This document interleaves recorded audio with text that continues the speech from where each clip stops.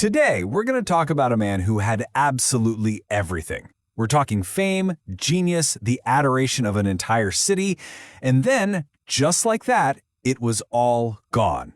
This is the incredible, the witty, and the deeply tragic story of Oscar Wilde. So this is the big question, isn't it?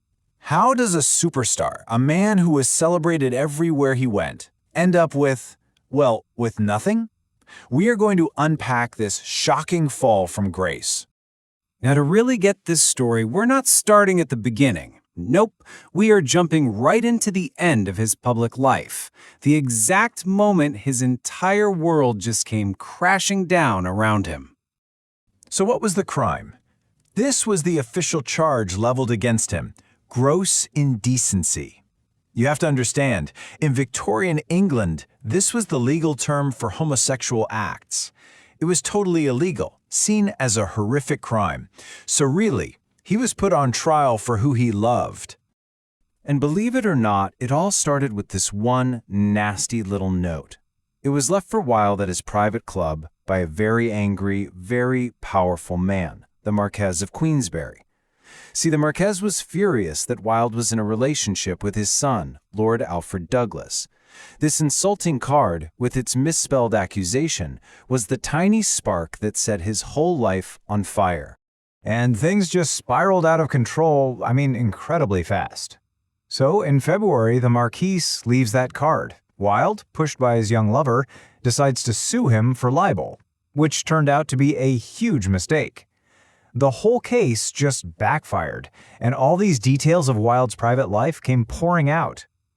By April, Wilde himself was under arrest, and by May, he was convicted and sentenced. His entire world was shattered in just 3 months. Just look at this contrast. It really shows you how far he fell.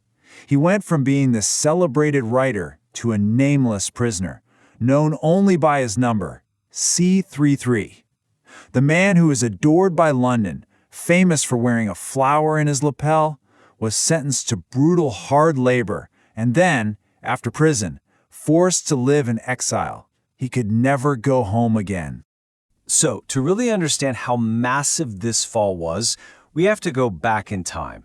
Let's take a look at the incredible man he was before the disaster. Just who was this famous dandy, Oscar Wilde? Well, first of all, the man was a literary rock star.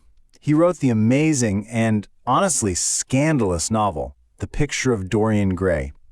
His plays, like The Importance of Being Earnest, were the biggest hits in London. They were hilarious, they were clever, and they poked fun at high society. He was, without a doubt, one of the most successful writers of his day. But he was so much more than a writer. He was a true celebrity.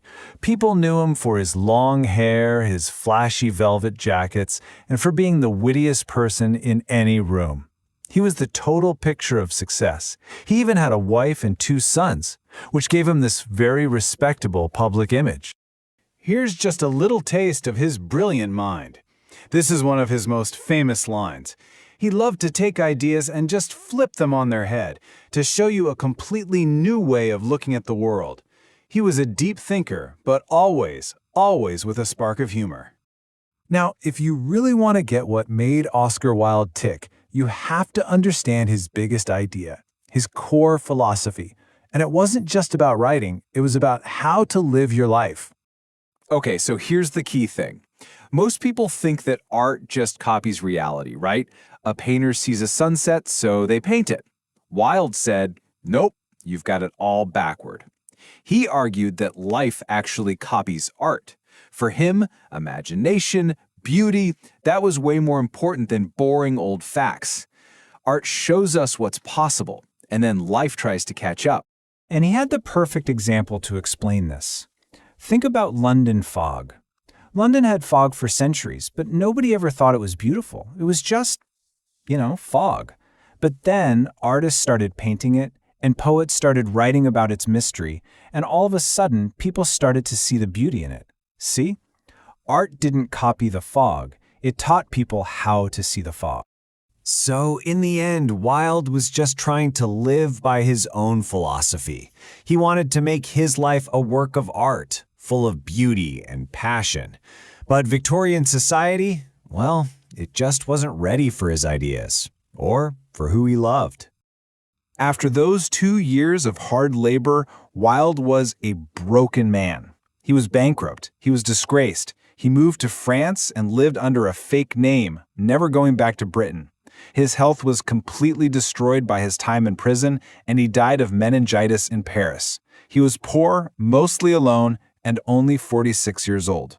Okay, now I want you to look at this number, 2017. What on earth could this year have to do with Oscar Wilde's story? That's the year, more than 100 years after he died, that the British government officially pardoned Oscar Wilde. He was pardoned along with about 50,000 other men who were convicted for being gay. The law itself was named after another genius, Alan Turing, who was also punished for his sexuality. It took over a century for the world to officially say that Oscar Wilde never committed a crime. Oscar Wilde's life was this incredible work of art, but also a terrible tragedy. He believed art could teach us all how to be wiser and better and to see more beauty in the world. So that leaves us with a question, doesn't it? What do you think his story, a story of genius, love, and terrible injustice, can teach us about our own world right here today?